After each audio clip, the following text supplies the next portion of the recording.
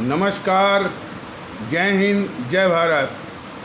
भारतीय अवाम ताकत दल अपने भारतीय भाई बहनों अर्थात अपने देश भारत की जनता अर्थात अपनी भारतीय अवाम से भारतीयता आधारित आपसी श्रद्धा, भारतीयता आधारित आपसी स्नेह, भारतीयता आधारित आपसी प्रेम, भारतीयता आधारित आपसी अखलाक मोहब्बत, भारतीयता आधारित आपसी सहयोग, भारतीयता आधारित आपसी सम्मान, भारतीयता आधारित आपसी एकता, भारतीयता आधारित आपसी भाईचारा तथा भारतीयता आधारित आपसी सद्भाव को समझने व उसे आत्मसात करके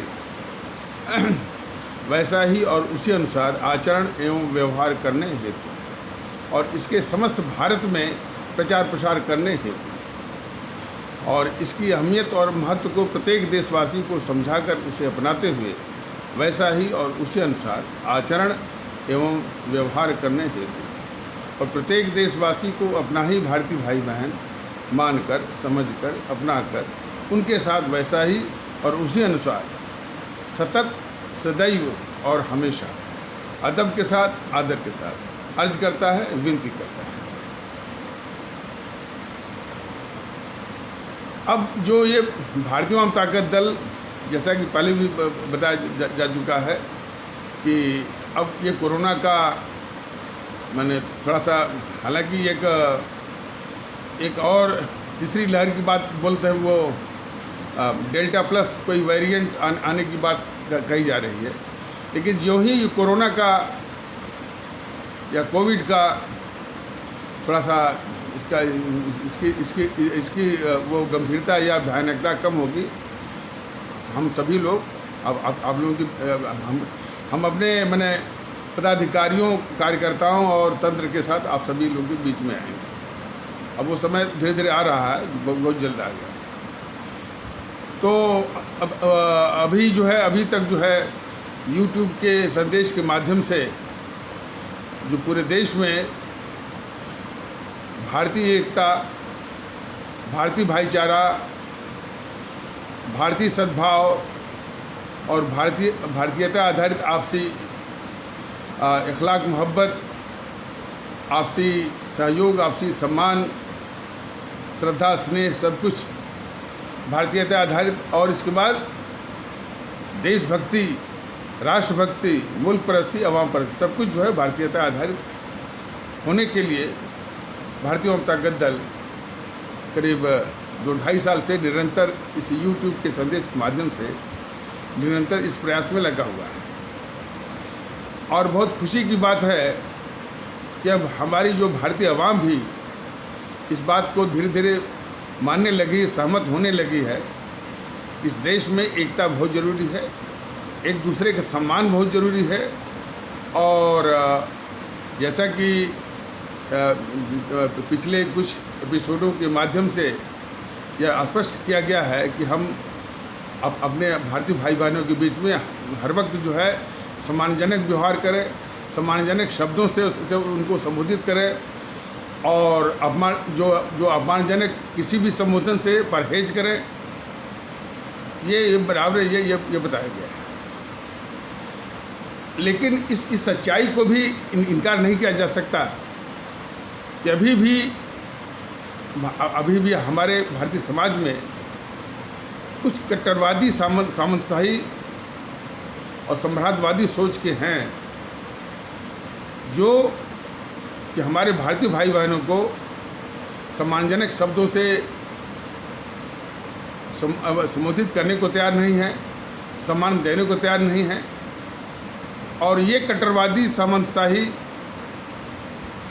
और सम्राटवादी लोग जो है इनका प्रतिशत बहुत कम है, ये मुट्ठी भर हैं, लेकिन अपनी साजिशों के द्वारा जो है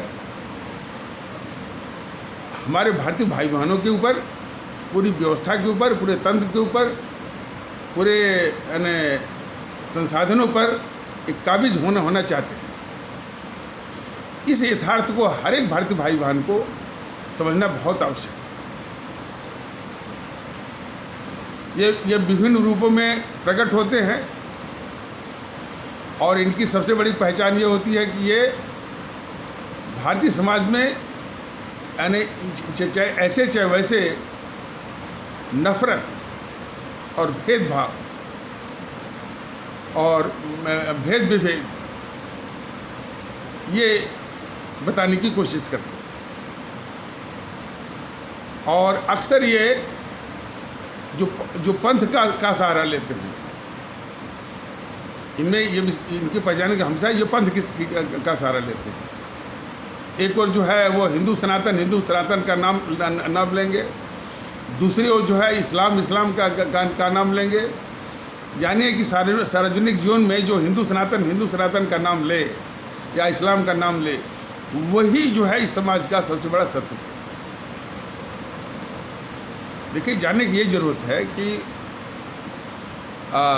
जब से हमारा देश का संविधान नहीं बना था और जब भारत गुलाम भी था, तभी विश्व के अन्य देशों में लोकतंत्र आया और लोकतंत्र के साथ ये हुआ कि भाई कि जो लोग हैं अब इनको प्रजा नहीं मानना है, अब ये किसी राष्ट्र के नागरिक होंगे और उन देशों ने अपना संविधान वो बना दिया।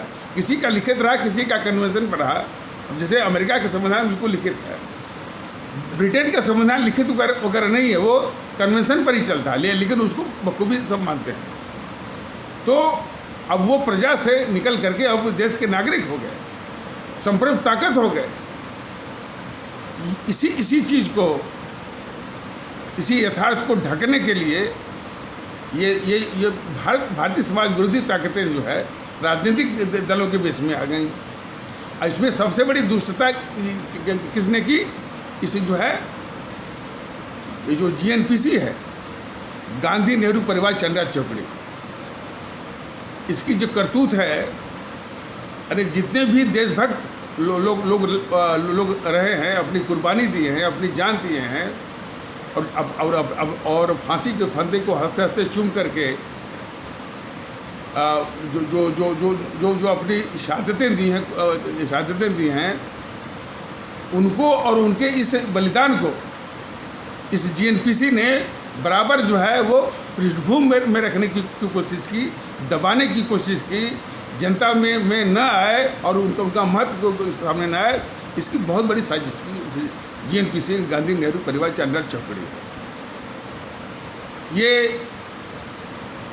जैसे कि हमारे भगत सिंह हुए, चंद्रशेखर आज़ाद हुए, अशफाकुल्लाह हुए और भी लोगों के, इनका जब उनका कोई अवसर का नाम भुनाना हुआ तो बस नाम ले लिया और यही नहीं, उनको अपनी संकीर्णता का शिकार भी बनाया। संकीर्णता का शिकार से जरा समझिए। एक बार जो है माता प्रसाद पांडे, यह अखिलेश की सरकार में ये महोदय जो है वो विधानसभा अध्यक्ष हुआ करते थे। तो हमारे यानी भारतीय समाज के ब्राह्मण कहे जाने वाले भारतीय भाई बहनों को उन्होंने इकट्ठा किया, वो चंद्रशेखर आज़ाद के नाम पर। अब जरा सा ऐसे लोगों की मानसिकता पड़ेगी। और ये माता प्रसाद पांडे जो है वो किस पार्टी से? समाजवादी। ये समाजवाद का घिनौना रूप जरा देखिए। उसके वैसे तो उसके घिनौने कई करतूत है। समाजवादी पार्टी के जब नाम आता है, बस नाम समाजवाद का है, बाकी गुंडागर्दी, बाकी माफियाबाजी, बाकी जो है दादागिरी। और जब ये शासन में आते हैं तो हूबहू वही करते हैं, माने नीचे से लेकर ऊपर तक इनके जितने भी कार्यकर्ता हैं समाजवादियों के, वो या उनके जीते हुए MLA हर एक कोई थाना पकड़ लेते हैं। उस थाने का पुलिस का इस्तेमाल जो है अपने विरोधियों के खिलाफ जो है जितनी भी अदावत है उसको सेटल करने की हमेशा साजिश वो करते रहते हैं। ये इनकी फितरत, ये इनकी आदत है इन समाजवादियों की। और ये क्या समाजवाद देंगे वो उत्तर प्रदेश को। और लगभग ऐसी ही फितरत जो है वो जो बहुजन समाज है उसका। और बहुजन समाज में एक और भी है कि एक सिस्टमेटिक लूट और भ्रष्टाचार अलग से है। और बहुजन समाज में तो मतलब कि वो हमारे जो पिछड़े भारतीय भाई बहन हैं, अब उनको सम्मान देने की ज़रूरत है। जो कि बाबा साहब ने ये कहा था कि एक तो जातिहीन समाज की स्थापना, और दूसरा कि उनको हम सम्मान दें। और वो सम्मान जो सम्मान देना है वो सबसे बड़ी आवश्यकता है। और इसकी ललक, उनकी इच्छा बराबर उनकी रहती है। तो एक तो दोनों ओर से, एक तो हमारे भारतीय समाज में जो कट्टरवादी, सामंतशाही, साम्राज्यवादी सोच के हैं, वो उनको सम्मान देने के लिए तैयार नहीं है और सम्मानजनक शब्दों से संबोधित करने को भी तैयार नहीं है। वही जो है गली सड़ी जो संबोधन है। अब जैसा कि पिछले एपिसोडों के माध्यम से ही बताने की कोशिश की गई थी, जैसे हमारे इस्लाम आस्था वाले भारतीय भाई बहनों को वही देखिए, पूरा माने हिंदू सनातन आस्था वाला भारतीय भाई बहनों का समाज नहीं, जो कट्टरवादी जो है उस तबके के कट्टरवादी जो सोच के हैं, जो सामंतशाही सोच के हैं, जो साम्राज्यवादी सोच के हैं, तो वो जो है हमारे इस्लाम आस्था वाले भारतीय भाई बहनों के पूरे समाज को कभी जो है जिहादी, कभी मियाँ, कभी मुसलमान, कभी कटुआ, कभी जो है वो पाकिस्तानी, इस प्रकार के, कभी वो गद्दार भी बोल लेते हैं। इस तरह का वो कट्टरवादी जो ये कट्टरवादियों का ये संबोधन है। और समझ जाइए कि जब इस तरह का संबोधन रहेगा तो वो क्या सम्मान देने के लिए तैयार है। यही बात जो है हमारे बाबा साहब ने कहा था कि जो खास करके हमारे जो पिछड़े भारतीय भाई बहन हैं, जिनके साथ हजारों साल तक जो है अन्याय हुआ है, नाइंसाफ़ी हुई है, उनका शोषण हुआ है, सामाजिक, आर्थिक, शैक्षणिक और इज्जत का, और एक कुछ समय तक ना हजार साल तक सिस्टमेटिक और एक साजिश के तहत। इसलिए उन्होंने कहा कि कोई इसका बदला नहीं लेना है, इसको रिटेलिएट नहीं करना है, लेकिन उस तबके के साथ एक मरहम लगाना है, सामाजिक मरहम लगाना है। और मरहम के लिए भी बाबा साहब ने कभी नहीं वो आरक्षण की बात कभी नहीं कही। उन्होंने मरहम के लिए भारतीय समाज पर ही छोड़ दिया कि भाई ये भारत का समाज ही तय करेगा कि उनको किस तरह का मरहम। और उनका पहला संकेत था उनको इज्जत और सम्मान। तो ये कट्टरवादी तत्व जो है हमारे उन पिछड़े भारतीय भाई बहनों को जो है वो सम्मान देने के लिए भी तैयार नहीं। वही चमार, हरिजन, फलाना ठिकाने, ये हालत है। इसलिए भारतीय जनता दल ने बिल्कुल सख्त रूप से ये मनाही की है और निवेदन भी किया है कि इन बातों का बिल्कुल वो परहेज करिए। तो बात चल रही थी कि ये हमारा मतलब कि जो हमारे अमर शहीद रहे हैं, जैसे हमारे परम आदरणीय सुभाष चंद्र बोस, जो परम आदरणीय राष्ट्रभक्त शिरोमणि नेताजी सुभाष चंद्र बोस, और हमारे शहीद आजम भगत सिंह। अच्छा, बाबा साहब अम्बेडकर ने वो फांसी पर नहीं चढ़े, उन्होंने कुर्बानी शहादत नहीं दी, लेकिन उसी जो हमारा जो पिछड़ा जो है भारतीय भाई बहन का जो तबका है, जिसके साथ वो हजारों साल तक नाइंसाफ़ी हुई है, अन्याय हुआ है, बहुत चोट लगी है, बहुत घाव लगा है अन्याय और इंसाफ का और शोषण का, तो उसी के कल्याण के लिए, उसी के उत्थान के लिए वो कोशिश करते रहे। और उनकी इस कोशिश में उन्होंने बहुत कष्ट, बहुत जलालतें, बहुत तकलीफ़ें झेली हैं। तो वह भी किसी कुर्बानी शहादत से कम नहीं है।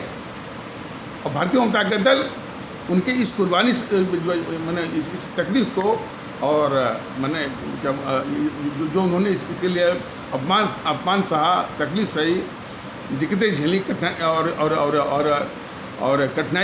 कठिनाइयों का सामना किया, उसको महत्व देता है। इसीलिए भारतीय जनता के दल उनके इस त्याग बलिदान को जो है हमारे अमर शहीदों के कुर्बानी शहादत के बराबरी रखता है।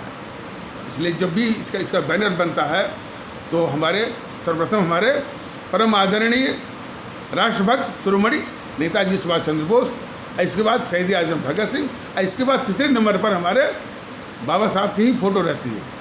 इसके बाद जो है अमर शहीद चंद्रशेखर आज़ाद, इस बाद अमर शहीद हमारे वो अशफाकुल्ला जी, इसके बाद श्रीमती रानी गडेली। हालांकि बीच बीच में और लोग हैं, लेकिन ये बताने की कोशिश रहती है कि भारतीय जनता का दल किससे प्रेरणा लेता है, किससे ताकत लेता है, और किसको जो है अपने इस जो है भारतीय एकता के मुहिम के लिए किसको आदर्श बनाता है। बराबर जब भी ये बैनर बनता है तो ये ऐसे रहता है। सर्वप्रथम हमारे परम आदरणीय राष्ट्रभक्त शिरोमणि नेताजी सुभाष चंद्र बोस, इसके बाद शहीद आजम भगत सिंह, तीसरे नंबर पर हमारे बाबा साहब अम्बेडकर, चौथे नंबर पर वो अमर शहीद चंद्रशेखर आज़ाद, पाँचवें नंबर पर वो अमर शहीद अशफाकुल्ला, छठवें नंबर पर अमर शहीद श्रीमती रानी गडेली।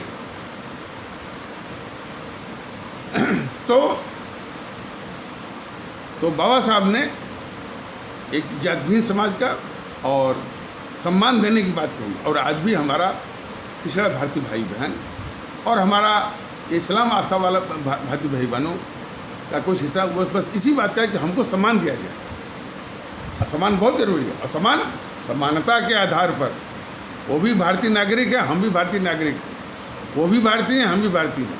समानता और इज्जत और प्रतिष्ठा, तो ये भारतीय एकता के लिए बहुत ज़रूरी है। और इन जो है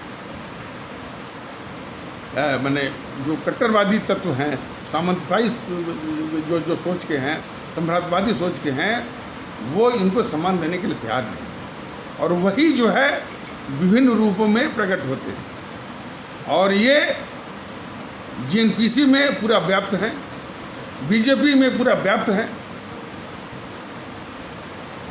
अच्छा, और कहना नहीं होगा, ये जेएनपीसी वाले और बीजेपी भी एक घटिया किस्म की जातिवाद की राजनीति वो चला रही है।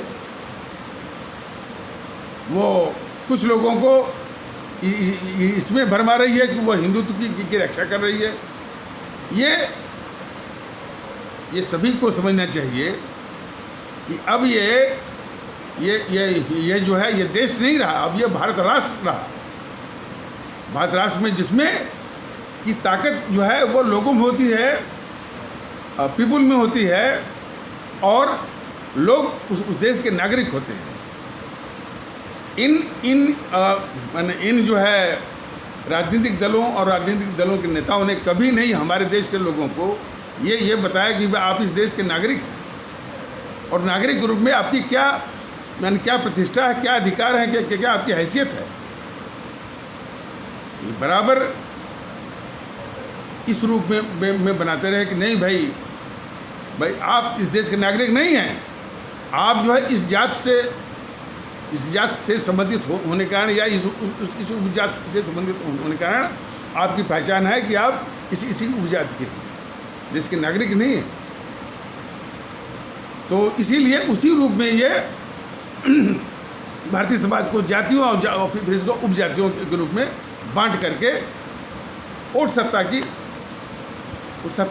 हत्या नहीं, एक साजिश।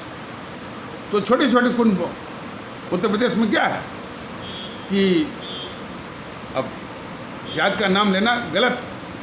बिल्कुल ये भारतीय जनता का दल मैंने कहता है कि बिल्कुल अपने दियानत से अपने जज्बों से मानता है कि बिल्कुल गलत है। किसी को कुर्मी कहना, किसी को पासी कहना, किसी को खट्टिक कहना, किसी को धोबी कहना, किसी को नाई कहना, सब बिल्कुल गलत है। लेकिन वही बीमारी बताने वाली बात है डॉक्टर को, वही वाली बात है। तो जो है जो कुर्मी जो जो बोलते हैं कहे जाने वाले भारतीय भाई बहनों को पर एक जो है एक कोई राजनीति कर रहा है, अनुप्रिया पटेल जैसे लोग।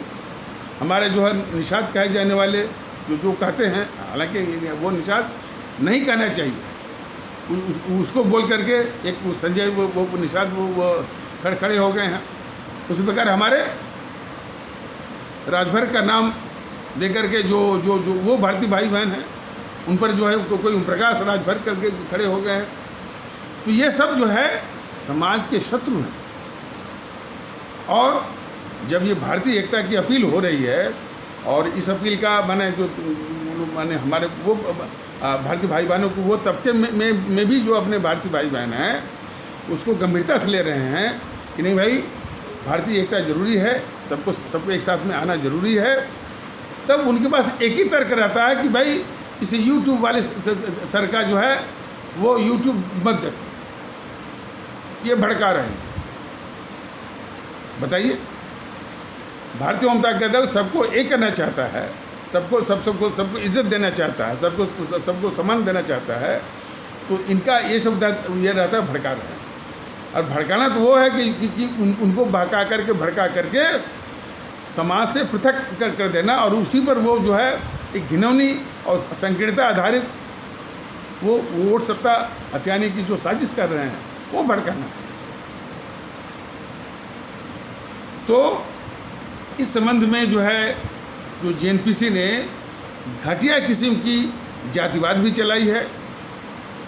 घटिया माने खतरनाक किस्म का सांप्रदायिकता भी चलाई है। और इस जो गद्दार नेहरू था वो भाषा के आधार पर ही प्रांत बनवाया। इस विषय में बताना जरूरी है कि अमेरिका भी इसी तरह से अंग्रेज़ों से आज़ाद हुआ था। तो उसके आज़ादी चलाने वाले नेता थे, उनका नाम था जॉर्ज वाशिंगटन। तो और वो पहले राष्ट्रपति भी हुए, अमेरिका के पहले राष्ट्रपति हुए। तो जब वो अंग्रेज़ वहाँ से जब आज़ाद हुए तो उन्होंने कहा कि आप जाइए, हमको कैसे देश चलाना है, क्या व्यवस्था लागू करनी है, ये हमारी अपनी है और इनको हम अपने आवश्यकता के अनुसार हम जो है इसका वो निर्माण करेंगे। और वहाँ पर अमेरिका में उन्होंने क्षैतिज रेखा माने हॉरिजॉन्टल लाइन खींच दिया और फिर वर्टिकल लाइन ऊर्ध्वाधर रेखाएं खींच दिया। उसमें जो बढ़ गया वो प्रांत बन गए। तो 50 या 51 प्रांत है वहाँ पर। वही आवश्यकता यहाँ पर थी। लेकिन ये गद्दार जो है जवाहरलाल नेहरू, देश का सबसे सर्वाधिक ऐतिहासिक जो दुश्मन ने, वो वैसे तो इसी ने सत्ता के लालच में पाकिस्तान बनवाया। इसी ने जो है जो कश्मीर था, जो कश्मीर हमारा अभिन्न अंग हो चुका था, जो चूँकि उसका विलय पूर्ण और अंतिम रूप से हो चुका था, उसको जो है पाकिस्तान एक भाग जो है पीओके के रूप में वो दे दिया उसको, पाकिस्तान को एक भाग। और क्यों? कि हमारी सेना जीत रही थी। हमारी सेना पाकिस्तानी सेना जो कि कबीलियों के भेष में थे उसको भगा रही थी। तो अपनी ही सेना को रोक दिया, अपनी ही सेना पर अपनी भारतीय सेना पर ये गद्दार जवाहरलाल नेहरू वो युद्ध विराम लगा दिया। फिर इस मामले को संयुक्त राष्ट्र संघ ले गया और फिर उस पर जो है देश विरोधी बयान दिया कि कश्मीर के भाग का फैसला कश्मीर के ही लोग जो है वो जनमत संग्रह के द्वारा करेंगे। बहुत दुश्मन था, इस देश का सबसे खतरनाक दुश्मन था। और इस प्रकार जो है वो जम्मू कश्मीर को यानी भारत विरोधियों का, कैसे भारत विरोधियों का, आतंकवादियों का, अलगाववादियों का और पाकिस्तान परस्तों का वो स्वर्ग बना दिया, उपनिवेश बना दिया पाकिस्तान का। ये जितने भी नेता पैदा हुए वो उस कश्मीर में, सब के सब भारत विरोधी। शेख अब्दुल्ला, फारूक अब्दुल्ला, उमर अब्दुल्ला, महबूबा मुफ्ती, सब के सब भारत विरोधी।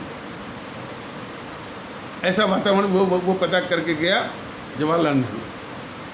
तो जब भी कोई समस्या आती है तो नेहरू का नाम यानी कोई लेता ही नहीं, सिर्फ उसको भी हिंदू मुस्लिम हिंदू मुस्लिम हिंदू मुस्लिम।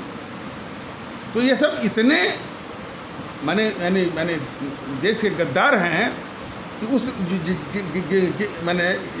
जिस समस्या की जड़ में नेहरू है उसको भी हिंदू मुस्लिम के रहता है। और ये समस्या सिर्फ हिंदू सनातन वाले में नहीं है, इस्लाम आस्था वाले भारतीय भाई बहनों के समाज से भी जो जितने भी प्रवक्ता आते हैं कश्मीर की समस्या में कभी नहीं नाम लेते हैं वो नेहरू का। आप देख लीजिए, जब भी यार इसी का देख ले उदाहरण कि हमारे किस प्रकार आतंकवादियों ने वो जो हमारे कश्मीरी पंडित जो है वो कश्मीरी पंडित कहे जाने वाले भारतीय भाई बहनों को इसी देश में, मैंने कश्मीर अपने ही देश में उन आतंकवादियों ने पहले हत्या करके जो है 25 से 30 लोगों की आतंकित किया, और जो 25 से 30 लोगों को मारा गया तो उसमें महिलाएं थे, बच्चे थे। मारने के बाद वो आतंकवादी वो मस्जिदों के लाउड स्पीकरों से बिल्कुल जोर से माने चिल्लाने लगे, और वो उनको कश्मीरी पंडित नहीं बोलते थे, इंडियंस बोलते थे कि ये इंडियंस यदि अपनी सलामती चाहते हैं आतंकित करने के बाद तो अपनी औरतों को, अपनी बेटियों को, अपनी जायदाद को छोड़कर यहाँ से चले जाए। कितना अपमानजनक। लेकिन ये सारा जो जघन्य अपराध है वो नेहरू द्वारा पालित पोषित और खड़ा किया गया पाकिस्तान में जो आतंकवादियों का, अलगाववादियों का, पाकिस्तान परस्तों का जो नेहरू ने जो बनाया उसका परिणाम है। यही देश को समझना चाहिए। तो ये ना समझ करके उसको हिंदू मुस्लिम होगी। और उसका प्रमाण ये है कि जितने भी प्रवक्ता आते हैं इधर से, इस्लाम आस्था वाले भारतीय भाई बहनों के समाज से, जब ये बात आती है तो ये मान के चलते हैं कि नहीं भाई इसमें गलती वो इस्लाम आस्था वाले भारतीय भाई बहनों की, ये दिमाग में उनके रहता है। तो उसको डिफेंड करने के चक्कर में बस ये बोलने लगते, अरे भाई ये मोदी जी कब बुला रहे हैं पंडितों को, कब बुला रहे हैं पंडितों को। ये इस तरह की जो मानसिकता जो घुसी हुई है दोनों, खास करके इन दोनों समाज में, दोनों ये तबकों में, भारतीय समाज के दोनों तबकों में काफ़ी जो है हमारे इस्लाम आस्था वाले भारतीय भाई बहनों के भी समाज वाले तबके में भी, और हमारे हिंदू सनातन आस्था वाले भारतीय भाई बहनों के समाज के भी तबके में कुछ ऐसी ही एक बहुत गलत अवधारणा घुसी हुई है कि भाई जो भगाए तो वो मुसलमानों ने भगाया।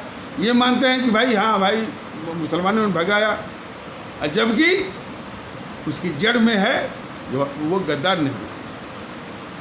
यदि ये दोनों समझ जाएं तो उस दिशा में सोचे कि नहीं भाई आतंकवादियों ने गलती किया है। आतंकवादी जो है वो पाले गए थे, जो है वो नेहरू की ब्रिगेड के द्वारा। ये पूरी ब्रिगेड जो है वो फारूक अब्दुल्ला, शेख अब्दुल्ला फलाने, ये जो है नेहरू की जो गद्दार था उसकी ब्रिगेड है। तो यदि इस रूप में समझ जाए तो काफ़ी समझदारी ये लोग करेंगे, हमारे हिंदू सनातन आस्था वाले भारतीय भाई बहन और हमारे इस्लाम आस्था वाले भारतीय भाई बहन, और कम से कम भारतीय एकता स्थापित करने में बहुत जो है वो मदद मिलेगी। इसीलिए तो निवेदन करता है भारतीय जनता का दल कि आप जो है इन समस्याओं को हमेशा देखिए कि कश्मीर की समस्या की जड़ में वो नेहरू है। लेकिन बड़ी खुशी की बात है कि हमारे भारतीय भाई बहन अब ये मानना शुरू कर दिया। कोई मध्य प्रदेश से भी कह रहे थे, कोई गुजरात से भी कह रहे थे कि इस देश की सारी समस्याओं की जड़ में है ये JNPC, गांधी नेहरू परिवार चांदनी चौकड़ी और मोहनदास करमचंद गांधी। यदि इतनी समझ आ जाए तो काफ़ी समस्याओं का निदान वो निकल सकता है।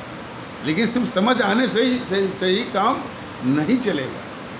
इन जो राजनीतिक शक्तियां हैं या देश विरोधी शक्तियां हैं जो राजनीतिक दलों के बेस में हैं, इनका नाश करना होगा, इनको नष्ट में नाबूद करना होगा।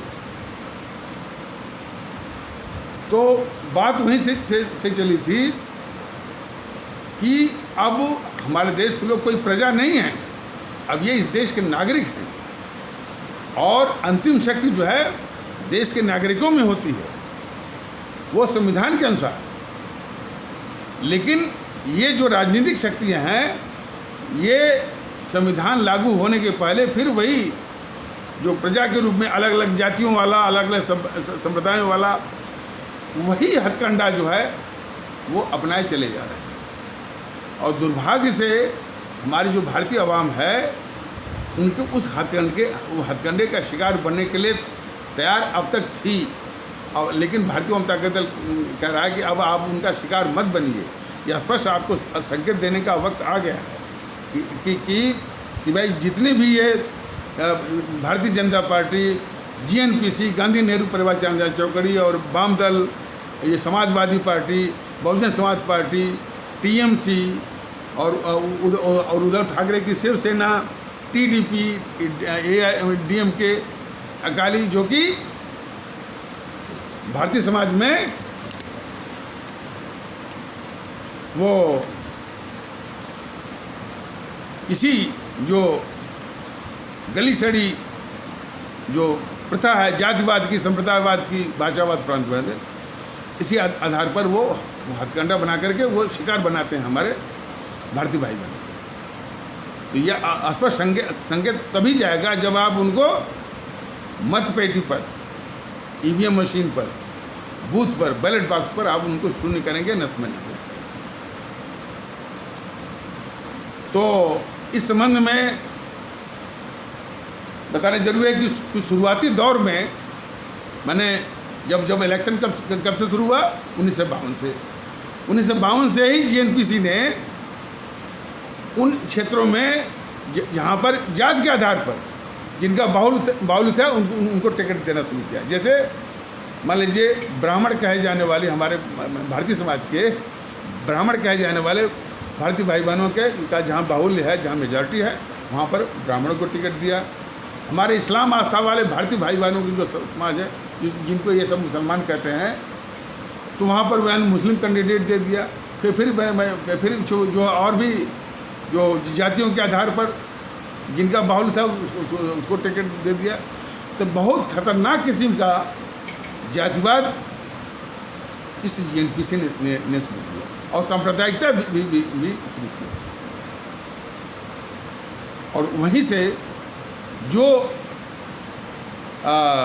मैंने जो जातिवाद और सांप्रदायिकता कम से कम आज़ादी की जो सन 47 के पहले आज़ादी की लड़ाई में काफ़ी मैंने ख़त्म हो गई थी, फिर से इसने उस जिन्न को, उस शैतान को इस जीएनपीसी ने 1952 से वो जिंदा कर दिया। और हमारी प्रणाली को, कोई भी प्रणाली को, जैसे न्यायपालिका को इसने बहुत बुरी तरह से रौंदा है और संवैधानिक व्यवस्थाओं को बिल्कुल तहस-नहस किया है। एक नूरुल इस्लाम हुआ करते थे, तो वो जो है इनके जीएनपीसी के जो है वो माने सांसद का पार्लियामेंट्री इलेक्शन जो है लड़ते थे आसाम से, वो कभी जीत नहीं पाए लोकसभा का। तो वो राज्यसभा का मेंबर बना करके वो उनको सांसद, ये सांसद जो है वो बना करते थे जीएनपीसी वाले। उनको सीधे गुवाहाटी हाईकोर्ट का जज बना दिया। यानी जो राज्यसभा का मेंबर है, यानी जीएनपीसी का, ये देखिए संवैधानिक प्रावधानों की हत्या, संविधान पर तो असर नहीं होता, लेकिन जो उसके प्रावधान है, तो ये संविधान के सबसे बड़े दुश्मन हैं ये जीएनपीसी वाले। तो उस नूरुल इस्लाम को जो कि मैंने कांग्रेसी या जेएनपीसी की ओर से राज्यसभा का वो सदस्य था, उसको इस जेएनपीसी वालों ने बना दिया सीधे गुवाहाटी उच्च न्यायालय का वो न्यायमूर्ति, और वो लगातार वहीं रहे और मुख्य न्यायाधीश के पद से वो जो है सेवानिवृत्त हो गए। और जब सेवानिवृत्त हो गए तो फिर आकर के बन गए वो जो है राज्यसभा के एमपी बन गए। और फिर 1980 के दशक में वो तमाम जो ये जातियाँ थी जो कि इंदिरा गांधी ने किया था वो इमरजेंसी के दौरान, तो तमाम इस तरह से वो आयोग बने हुए थे, तमाम केसेस बने हुए थे। वो सारे केसेस को खा जाने के लिए उनको एक माफ़ी का वो जज वो चाहिए था। तो जो नूरुल इस्लाम गुवाहाटी उच्च न्यायालय के मुख्य न्यायाधीश के पद से सेवानिवृत्त होने के बाद फिर जो है वो राज्यसभा के वो एमपी बन गए, सांसद बन गए। फिर इनको एनपीसी वालों ने सर्वोच्च न्यायालय का वो न्यायमूर्ति वो बना दिया और तब तक रखा जब तक वो इंदिरा गांधी के खिलाफ जारी सारे केसेस को वो खा नहीं गए। और इसके बाद जब वहाँ से जो है वो सेवानिवृत्त हुए तो फिर उनको जो है वो राज्यसभा का वो एमपी बना दिया।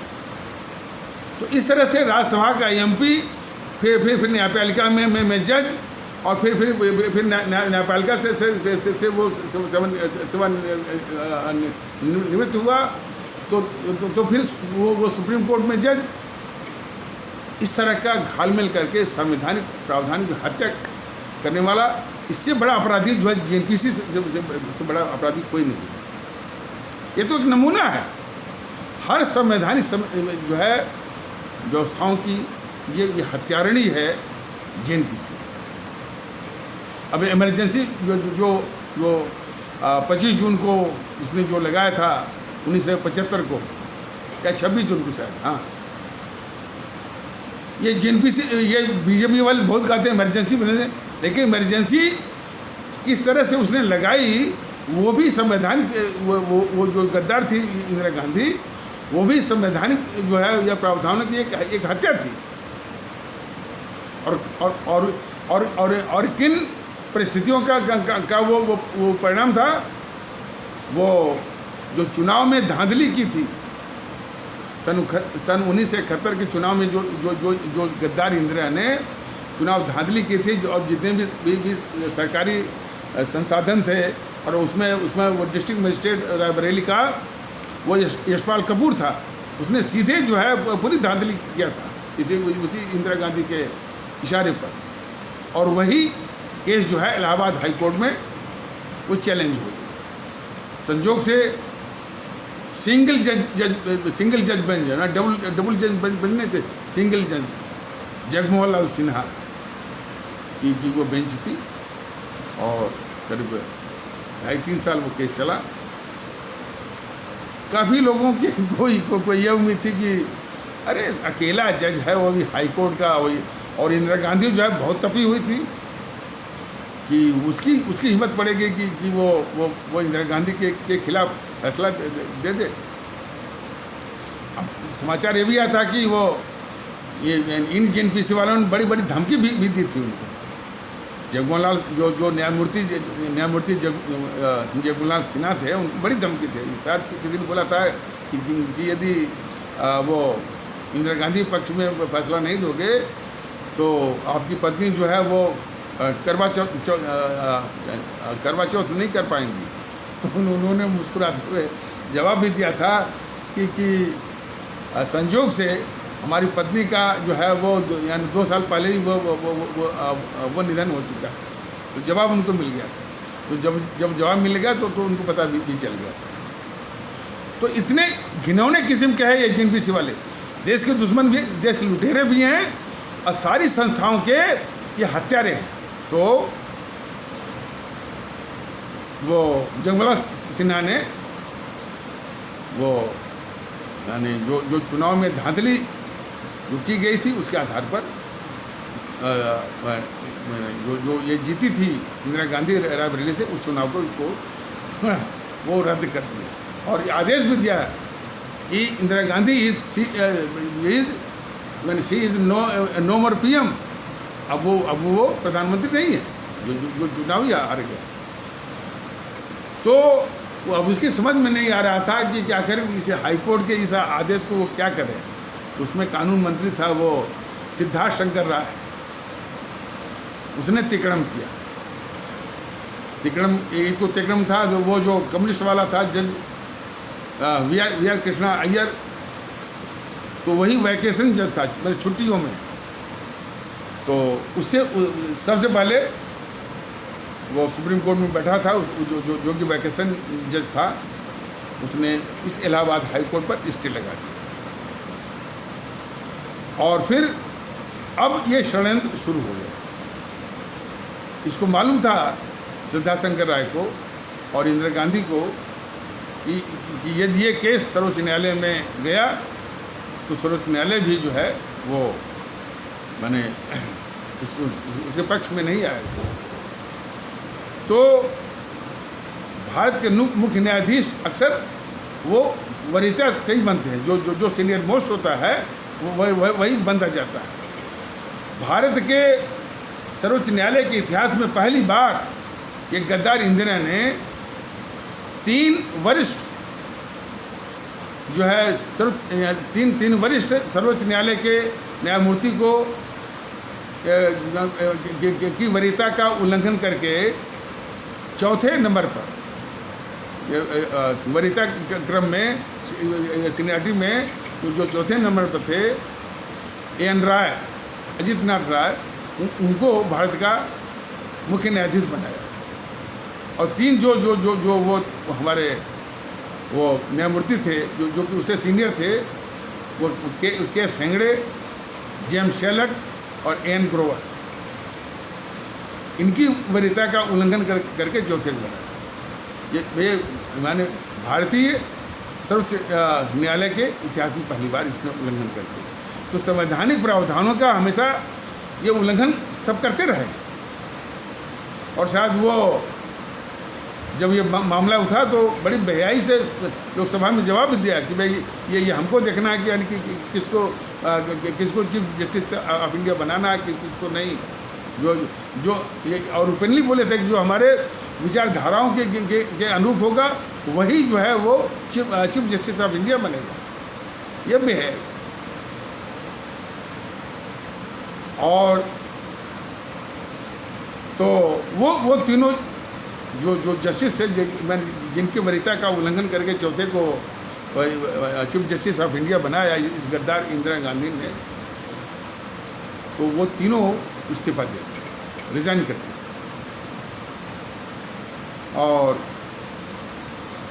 और उसने यही गद्दार इंदिरा एक ही बार नहीं, इसकी हिम्मत जरा देखिए, 2 बार। दूसरी बार जो है वो एक HR खन्ना, हरिराम खन्ना साहब थे, पंजाब कैडर से थे, और वो भी सख्त किस्म के थे और उससे भी बहुत घबराती थी ये गद्दार इंदिरा गांधी।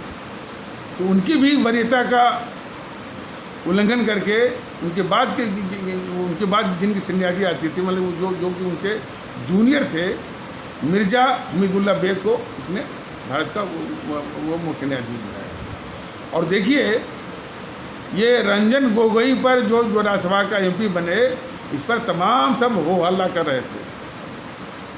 और रंजन गोगोई पर, लेकिन वो MH Beg chief justice of India से जब रिटायर हुआ तो वो नेशनल हेराल्ड, जो कि इन्हीं GNPC वालों का एक वो भ्रष्टाचार करने का एक अड्डा बना हुआ है, नेशनल हेराल्ड, और जिसकी माने पैसों की हेराफेरी के अपराध में अपराध का केस चल रहा है, जिसकी जमानत पर ये सब चल रहे हैं दोनों माने गद्दार सोनिया गांधी, गद्दार राहुल गांधी। तो उसी नेशनल हेराल्ड का इन सबों ने वो डायरेक्टर वो बना दिया उन उन मिर्ज़ा हमीदुल्लाह बेग को जो कि रिटायर्ड हुए थे चीफ जस्टिस ऑफ इंडिया से। तो इस तरह से सारी यानी जो संवैधानिक व्यवस्थाएं हैं उसका घोर अपमान किया है, तहस नहस किया इस JNPC और इस देश के सबसे बड़े दुश्मन। लेकिन आज ये मोदी महोदय इस सबसे बड़ी दुश्मन को सभी सुविधाएं दे रहे हैं। 3000 क्लस्टर बसें चलवा रहे हैं मोदी जी, वो ये केजरीवाल के साथ मिलकर। जितने भी इसके व्यापारिक वो प्रतिष्ठान हैं भारत के अंदर भी, फार्म हाउसेज हैं, सब जो है चलवाए जा रहे हैं मोदी जी के शासन के तत्वाधान में। जैसा कि और अभी एक इस गद्दार राहुल गांधी के लिए वैनिटी कार, वैनिटी माने जिसमें काफ़ी सुविधाएं रहती है, ऐश्वर्य का और इस तरह की कार होती है, उसका ये मोदी महोदय ने अब अपने PMO के द्वारा वो क्लियरेंस भी दिलवा दिया उसको वैनिटी कार लाने के लिए, वो गद्दार राहुल गांधी के लिए। और अभी करीब 5-6 महीने पहले जबकि विदेश जाना बड़ा मुश्किल होता था हमारे आम भारतीय भाई बहनों का, और मैंने कई बार देखा है कि उस जो वो इंदिरा गांधी एयरपोर्ट पर हमारे कई भारतीय भाई बहनों के टिकट और फ्लाइट कैंसिल हुआ करते थे, इसलिए बड़ा नाटक था दुबई में। दुबई में जो एयरलाइंस थी या उसका एयरपोर्ट पर उस वक्त इन मोदी महोदय ने PMO के जरिए स्पेशल एयर इंडिया की फ़्लाइट जो है इसके लिए, इस गद्दार राहुल के लिए व्यवस्था किया कि यहाँ से न्यू दिल्ली से दुबई से कतर, और कतर से फिर इटली में, चाहे रोम चाहे मिलन एक जगह है।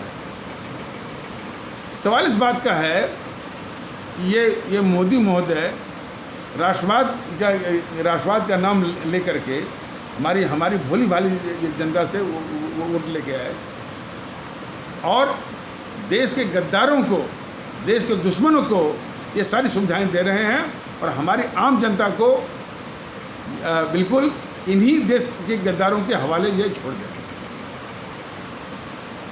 यही फैसला हमारे आदरणीय भारतीय भाई बहनों को करना है। आगे आने वाले एपिसोड में ये भी बताया जाएगा कि और कैसे इस JNPC ने हमारी जो है संवैधानिक व्यवस्थाओं का दुरुपयोग किया और ये देश की सबसे बड़ी दुश्मन है। लेकिन सिर्फ दुश्मन कहने से ही काम नहीं चलेगा, मेरे समझाने से काम नहीं चलेगा। इसको पालने वाले, पोसने वाले इनके और जो है इनके सारे गद्दारी के भी और लूट के भी और काला धन, इस JNPC ने जो लूट कर काला धन जो जमा किया हुआ है आज की तारीख में, सोनिया और जो दोनों गद्दार हैं सोनिया गांधी और राहुल गांधी, इनके लूट का काला धन लगभग 120 लाख करोड़ या 150 लाख करोड़, उसकी भी रक्षा कर रहे हैं ये मोदी जी। यह देश को बर्दाश्त नहीं है और वो भी राष्ट्रवाद का मुखौटा पहन करके। इतना ही नहीं, BJP का कोई भी सदस्य, कोई भी प्रवक्ता इस पर जो है बोलने को तैयार नहीं। तो यह देश को बर्दाश्त नहीं है। इसलिए हमारे आदरणीय भारतीय भाई बहन भारतीयता के आधार पर एक होकर के इस BJP को जो कि छलपूर्ण और कपटपूर्ण राष्ट्रवाद के जरिए जो है देश के दुश्मनों के, देश के गद्दारों की जो रक्षा कर रहे हैं, इस BJP को नष्ट में नाबूद करने के लिए बिल्कुल तैयार हो जाए, कटिबद्ध हो जाए, प्रतिबद्ध हो जाए। EVM मशीन पर, बैलेट बॉक्स पर और बूथ पर और मतपेटी, देखिए वहीं से जो है ये इनसे वो निजात पाने का रास्ता निकलेगा। और सभी भारतीय भाई बहन माने ये दूसरी आज़ादी की लड़ाई है, दूसरी और वास्तविक, और जो कि पहली आज़ादी की लड़ाई से ज़्यादा महत्वपूर्ण है। लेकिन आसान है कि आपको सिर्फ मतपेटी के द्वारा इनको नष्ट में नाबूद करना है। तो इन्हीं आवश्यक शब्दों के साथ इस आवश्यक पर चर्चा को यहीं पर विराम दिया जाता है। तब तक के लिए नमस्कार। जय हिंद, जय भारत।